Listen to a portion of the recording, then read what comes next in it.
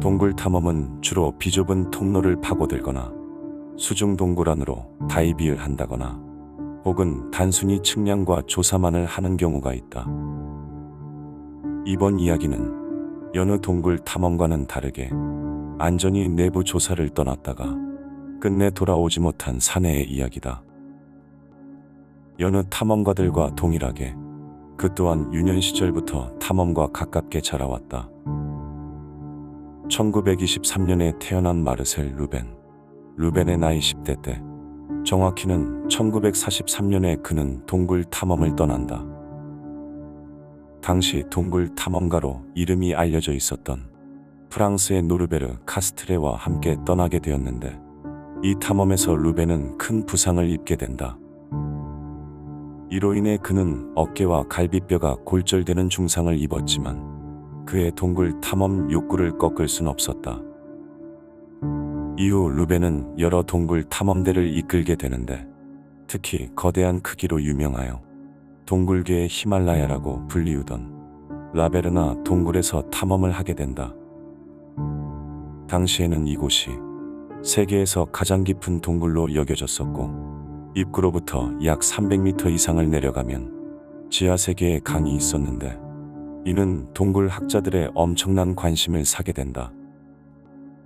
1952년 루벤의 당시 나이는 29살이었다. 그는 라베르나 동굴이 위치한 피레네 산맥 근처에서 여정을 시작해 동굴의 입구까지 무려 2km가량 이동한다.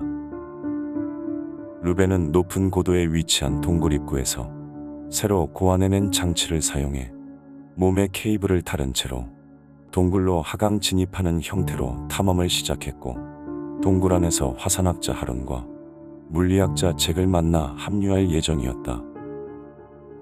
그들은 동굴 속에서 예정대로 동굴의 측량과 새로운 통로를 찾거나 하는 작업을 하며 동굴을 탐험하는 데 바빴고, 타원형의 공간 끝자락에 있는 거대 바위들의 틈을 지나쳐 측량하려 했지만 이 구간은 더 이상 조사가 불가능했다. 이렇게 탐험을 시작한 지 3일이라는 시간이 흘렀고, 큰 성과가 없다는 아쉬움을 뒤로하고 텐트로 복귀하려고 계획한다. 그런데 그들은 곳곳에서 급류를 탈 때 생성되는 물에 으르렁하는 포효 소리를 듣게 되었고, 이는 곧 지금까지 탐험했던 깊이보다 더 깊은 동굴 속까지 탐험이 가능한 길이 존재한다는 의미여서 굉장한 기쁨을 느낀다. 소리가 들리는 쪽으로 방향을 틀어서 당장이라도 조사를 더 하고 싶었지만 그간의 피로감과 시간이 많이 늦은 상황에 조사는 다음 날로 미루게 된다. 하지만 루벤은 아쉽게도 다음 날 동굴을 나가기로 예정되어 있었고, 루벤과 교체되어 새로운 팀원이 들어오기로 되어 있었다. 예정대로 다음 날 오전 루벤은 동굴 밖으로 나갈 준비 중이었다. 케이블을 몸에 달고 안전장치가 달린 복장과 헬멧을 착용 후 적절한 위치의 바위에 올라가 입구에 위치한 사람들에게 신호를 보냈다. 그는 곧 케이블로 당겨져 약 300m 위에 지상으로 상승을 시작했는데, 일정 높이까지 올라가던 케이블이 갑자기 멈추어 버렸다. 모두가 놀라 순간 조용히 위쪽 입구를 응시하고 있었는데, 다행히 잠시 케이블에 문제가 있어 확인 중이었고 곧 케이블이 다시 작동하기 시작했다. 같은 시간 동굴 아래에서 루벤의 동료 하루는 루벤이 케이블을 타고 상승하는 모습을 촬영하고 있었다. 그렇게 루벤이 약 10m가 넘게 상승하던 중 동굴 아래에 있던 하루는 루벤의 짧은 신음을 들음과 동시에 그가 가슴에 차고 있던 불빛이 빠르게 추락하는 것을 보았다.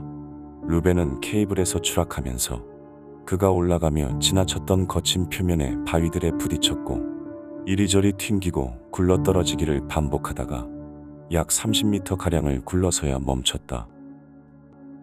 동굴 안에 있던 동료들은 모두 루벤에게 모여들었고, 그에게 손전등을 밝혔을 때 루벤의 얼굴이 피범벅이 된 것을 발견한다. 그들은 루벤의 신체 상태가 심상치 않아 함부로 그의 몸을 일으키거나 할 수 없었고, 가지고 있던 텐트를 들거삼아 루벤을 침대에 눕혔다.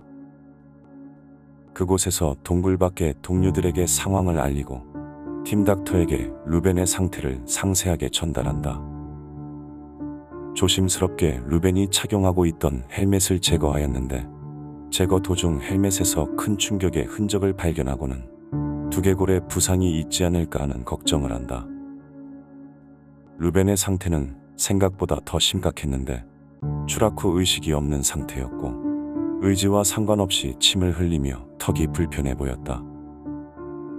동굴 밖에 있는 팀닥터가 안으로 오기까지 케이블 수리로 인해 오랜 시간이 걸렸고 루벤의 상태는 입과 콧구멍에서 피와 거품이 흘러나오는 등 더욱 악화되는 듯 보였다.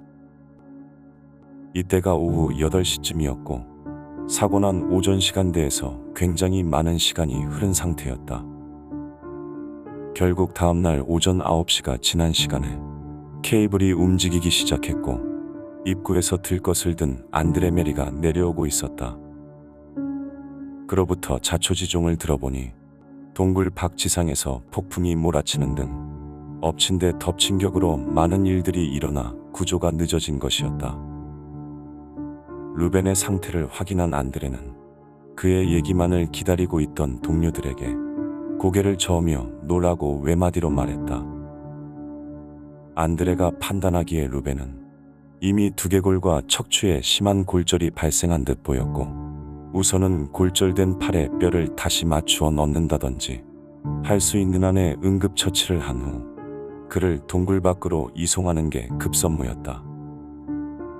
또한 당시에는 장비의 기술력이 부족해 아무리 루벤을 들것에 잘 고정한다고 하더라도 케이블로 당겨져 올라가는 중에 벽에 부딪혀 다시 추락할 위험이 컸다.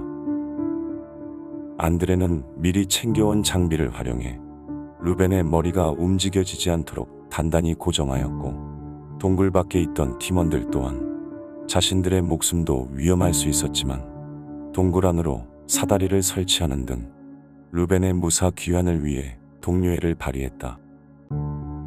그러나 준비가 거의 끝나가던 중 그들은 루벤으로부터 작은 신음소리를 들었고 규칙적이지 않은 연속된 거친 호흡을 내뿜던 루벤은 그로부터 몇 분 후 세상을 떠난다. 이때는 이미 8월 14일 밤 10시 15분이었고 그가 사고를 당한 지 꼬박 36시간이 흐른 뒤였다. 동료들은 루벤을 그곳에 묻기로 하고 틈새가 나 있는 공간에 그를 넣은 후 그 위에 자갈을 쌓고 큰 바위로 가려두었다. 이후 동굴 안에 있던 하룬, 잭, 안드레 세 사람은 루벤과 같은 방법으로 케이블을 이용해 바깥으로 나왔는데 그 과정에서도 케이블이 멈추는 등 많은 사건이 발생하여 모두가 빠져나오기까지 며칠이 걸렸지만 모두 무사히 나올 수 있었다. 이듬해인 1952년 루벤의 어린 시절 우상이었던 노르베르 카스틀에 의해 루벤의 시신은 라베르나 동굴에서 화장되었고 그렇게 동굴 탐험밖에 모르던 청년은 자신이 좋아하던 동굴에서 영원히 잠들게 된다.